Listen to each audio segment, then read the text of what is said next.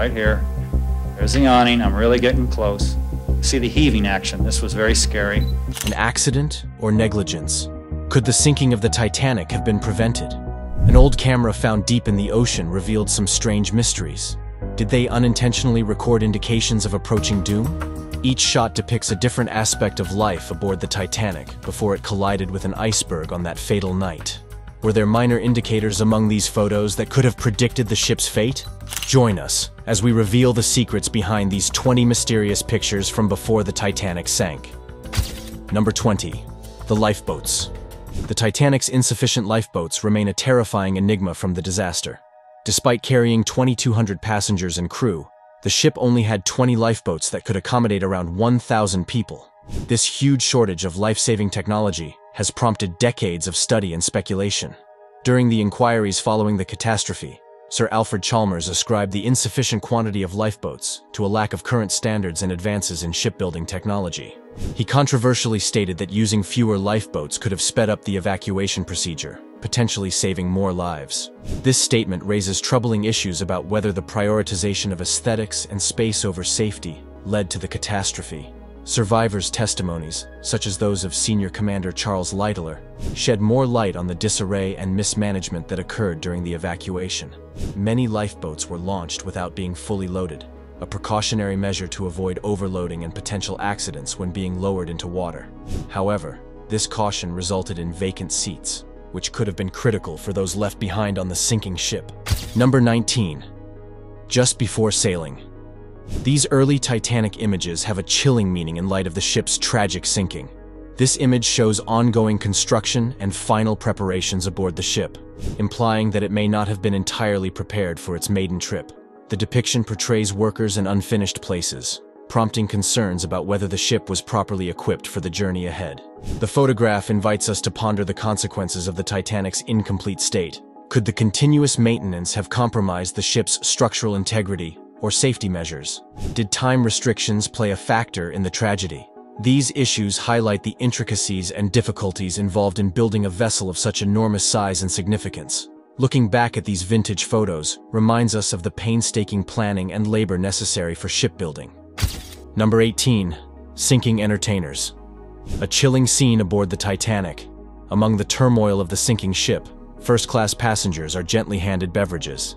This bizarre moment depicts the dichotomy between normalcy and approaching calamity. Passengers, sipping coffee, tea, and chocolate, appear composed, testing our notion of their mental state during this situation. The passengers' placid demeanor raises the question: did they accept their fate, assuming that relief would arrive? Or did they cling to optimism, confident they would make it through the ordeal? Their reactions in this catastrophic situation demonstrate the unpredictable nature of human behavior during times of crisis. This historical snapshot depicts the fine line between optimism and despair as the Titanic sank beneath the seas. Number 17. Passengers who got off. In the chronicles of the Titanic's ill-fated voyage, an image snapped by Reverend F.M. Brown provides an unsettling precursor to catastrophe. The shot, taken during the ship's trip from Southampton to Queenstown, Ireland, shows Purser Hugh Walter McElroy and Captain Edward J. Smith seemingly unconscious of the imminent disaster that would occur just 3 days later. Reverend Brown, who disembarked in Queenstown, unintentionally caught a moment in time, capturing the serenity before the storm. The shot emanates an unpleasant sense of foreboding, spurring speculation about unseen powers at work and the strange workings of fate. As people look at the photograph, they wonder what thoughts McElroy and Captain Smith had in those final days before calamity hit. Did they feel an oncoming tragedy hiding beneath the peaceful seas? Or were they merely carrying out their jobs, oblivious of the horrible outcome that awaited them and their passengers? The snapshot encourages thought on fragility of existence and the unanticipated occurrences that can change the course of history in an instant. Number 16. The iceberg.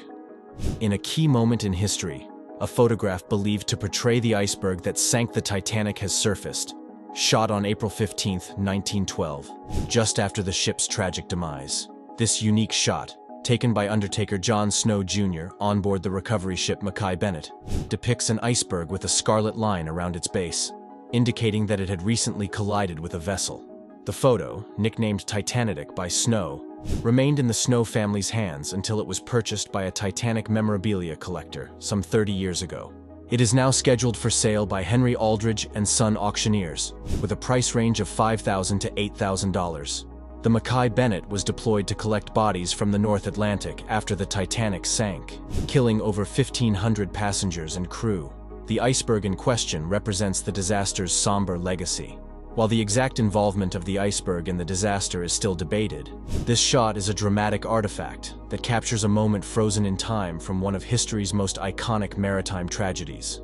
Its upcoming sale is expected to generate great interest from collectors and history buffs alike, honoring the memory of those lost on board the ill-fated Titanic. Number 15. The icy waters. The calm sight of the ice waters surrounding the Titanic's path on April 4, 1912, provokes thought about the safeguards that could have changed the course of history. The peacefulness of the waters belied the latent risk of icebergs, which tragically materialized 10 days later.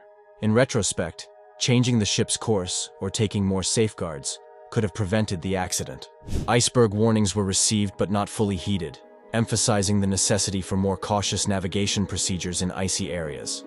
The photographs of these cold waters highlight the unpredictability of nature and the ship crew's responsibility to prioritize passenger safety above all else. While technological improvements have improved iceberg detection and navigation, the Titanic disaster serves as a vivid reminder of the disastrous implications of failing to take such safeguards. Number 14. The calm on board. Passengers on the Titanic might be seen meandering lazily by the ship's lifeboats, ignorant of the approaching disaster. This serene view highlights a moment just before calamity struck. The ship's lifeboats, which were stationed for emergencies, represented safety, but were soon to prove critical. Deck A, the Titanic's upper promenade deck, served as a lovely spot for couples to stroll. However, access to this area was limited to first-class passengers, demonstrating the vast class differences on board. When the ship struck with an iceberg, the tranquil scenes became chaotic. The lifeboats, designed for emergencies, proved critical for survival, but there weren't enough for everyone on board. The class distinctions affected who had easier access to these life-saving tools, with first-class passengers typically receiving priority. Number 13. Children playing on the deck. Many youngsters enjoyed their time aboard the Titanic, especially playing on the playground on the saloon deck. This place allowed them to have fun and pass the time during their cruise. However, when the ship collided with an iceberg and calamity ensued, the lack of precise planning for children's protection became clear. As the evacuation began, families faced enormous obstacles in remaining together amid the pandemonium. Many children were separated from their parents, making it extremely difficult to find each other and go to lifeboats. The lack of organized protocols for youngsters contributed to the uncertainty and terror on board. Some children were put aboard lifeboats without their families, while others were left behind as the situation deteriorated and the ship sank. The horrific loss of life aboard the Titanic, including many children, highlighted the vital need for greater emergency planning in maritime travel. This accident spurred important improvements in safety laws, ensuring that future ships would have better protocols and features expressly meant to protect children and promote family reunification during emergencies. The lessons learned from the Titanic's sinking are still influencing marine safety procedures today. Number 12. The Grand Staircase and more stairs. The Titanic's Grand Staircase, a magnificent show of riches and elegance, was a notable feature that largely served the ship's first-class passengers. It embodied the elegance of early 20th century ocean liners, complete with ornate wood carvings, an exquisite clock, wrought iron railings, and a stunning glass dome. However, when disaster hit, the Titanic's numerous stairs, totaling approximately 25 throughout the ship, were a significant problem during the evacuation. These staircases were split by class and assigned different functions, hindering passenger and crew mobility during a crisis. As panic ensued and passengers tried to get to the lifeboats, the Grand Staircase and other stairwells quickly became overcrowded. The ornate architecture, which is visually attractive under normal conditions, hampered the evacuation operation. Narrow pathways and lavish embellishments impeded the flow of people, resulting in congestion and problems getting to safety. Number 11. The stern. The Titanic's steam-powered propulsion system was precisely engineered to ensure a sumptuous and comfortable voyage. The propellers near the stern of the ship were slanted to reduce vibrations, which benefited first-class passengers on the upper decks. This engineering accomplishment was intended to provide a smooth sailing experience, increasing the ship's appeal as the pinnacle of luxury travel. Despite these developments, the Titanic's fate was sealed when it collided with an iceberg during its maiden voyage. The angled propellers, while novel for decreasing noise and vibration, were insufficient to prevent disaster. The collision with the iceberg caused irreversible damage to the ship's hull, resulting in its sad sinking in the chilly waters of the North Atlantic.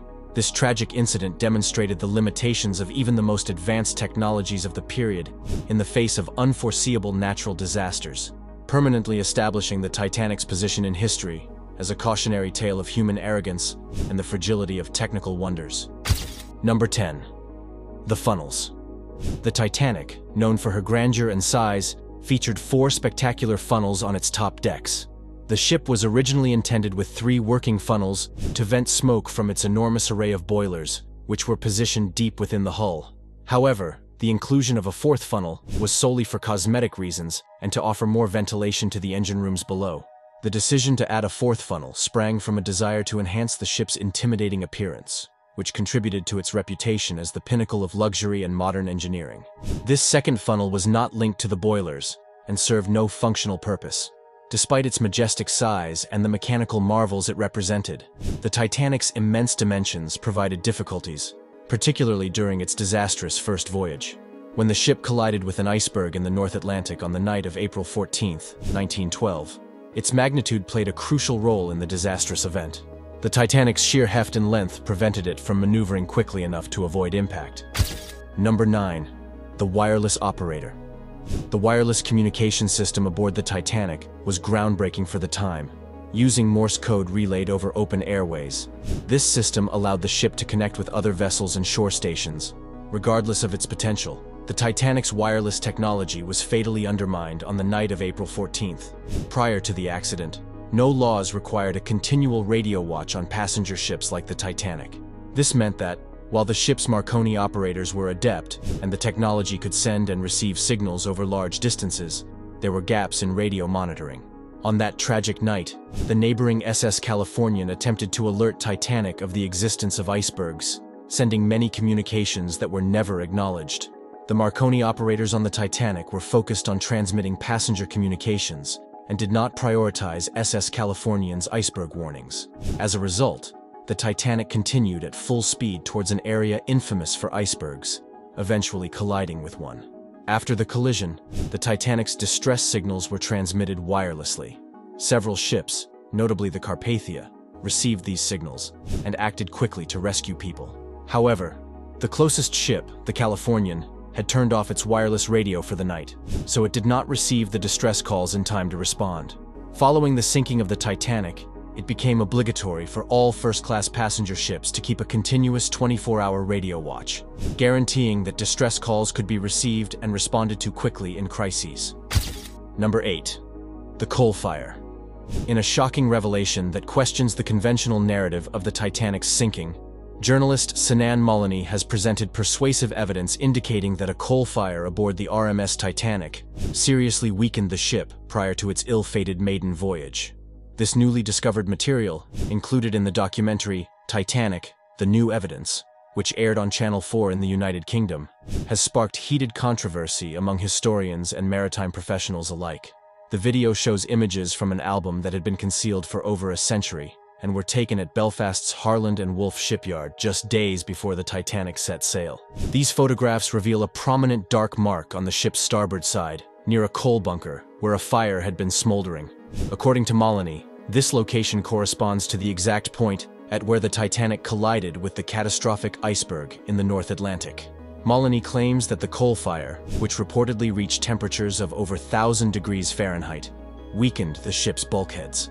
This weakening, he claims, hastened the Titanic's fate by making the steel fragile and more vulnerable to damage when it collided with an iceberg. The high heat, he argues, may have also prompted decisions to accelerate the ship's route in order to exhaust the burning coal before it caused further damage. While Molony's discoveries have reignited interest in the Titanic's tragic story, not all academics are convinced. David Hill, former secretary of the British Titanic Society, has raised doubt, claiming that while a fire existed, its impact on the sinking may have been exaggerated. Nonetheless, the documentary has definitely reignited debate on one of history's most memorable maritime tragedies, sparking a fresh look at the causes that contributed to the deaths of over thousands of people aboard the purportedly unsinkable Titanic. Number 7. Animals on Titanic. As the RMS Titanic sailed across the cold seas of the North Atlantic, it carried more than passengers and cargo. 12 canines, pampered pets of the wealthy, roamed the lavish decks and luxury rooms. However, as fate would have it, their existence on that frigid April night remains a mystery. Dogs, famed for their keen senses and protective instincts, should have detected the impending danger as the ship approached its tragic end. The question remains, why didn't they bark to wake the sleeping passengers and crew? Were they lulled into stillness by the ship's smooth cadence, or the vastness of the sea, unconscious of the impending disaster? Perhaps the dogs were overly accustomed to the pleasures of their privileged lives and failed to recognize the subtle indicators of danger. Perhaps their keen senses were overwhelmed by the immensity of the event unfolding before them. Among the fortunate few who escaped, their stories reflect both fortune and sorrow. Lady, snuggled securely in her owner's embrace on Lifeboat 7, was among the few rescued from the sinking ship. Sun Yat-sen, secure in the arms of the harpers aboard Lifeboat 3, escaped the frigid waters that killed so many lives. However, the majority of those left behind, especially the larger canines confined to the ship's kennels, died as the Titanic sank beneath the seas. Did they realize their impending death too late? Their barks drowned out by the sound of rushing water and cries of despair? Number 6. The Musicians of Titanic.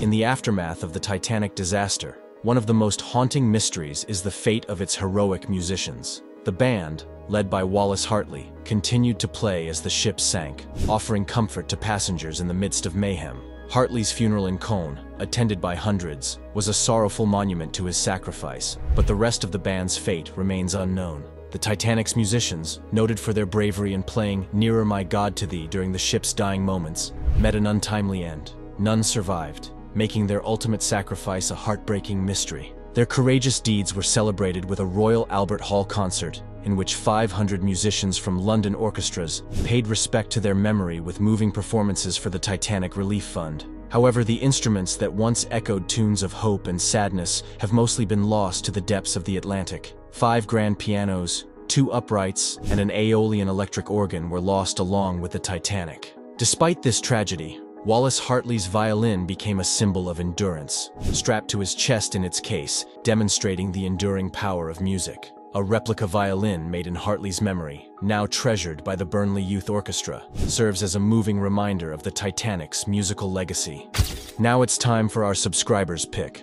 Another mysterious photograph from before the Titanic sank is an image of the ship docked at the Harland and Wolff Shipyard in Belfast, Ireland. This photo, often referred to as the Titanic Ghosts photograph, shows workers standing around the massive vessel as it is being prepared for its launch. What makes this photo eerie and mysterious are the stories and claims of ghostly figures that appear in the image. Some people believe they can see shadowy, indistinct human forms that were not present when the photograph was taken. These ghostly apparitions are often attributed to spirits or premonitions of the disaster that would soon claim over 1,500 lives. While the claims of ghostly figures in the photograph are likely due to photographic artifacts, reflections, or the imagination of viewers, the Titanic Ghosts photograph remains a subject of fascination and speculation. What is your take on this? Let us know in the comments below.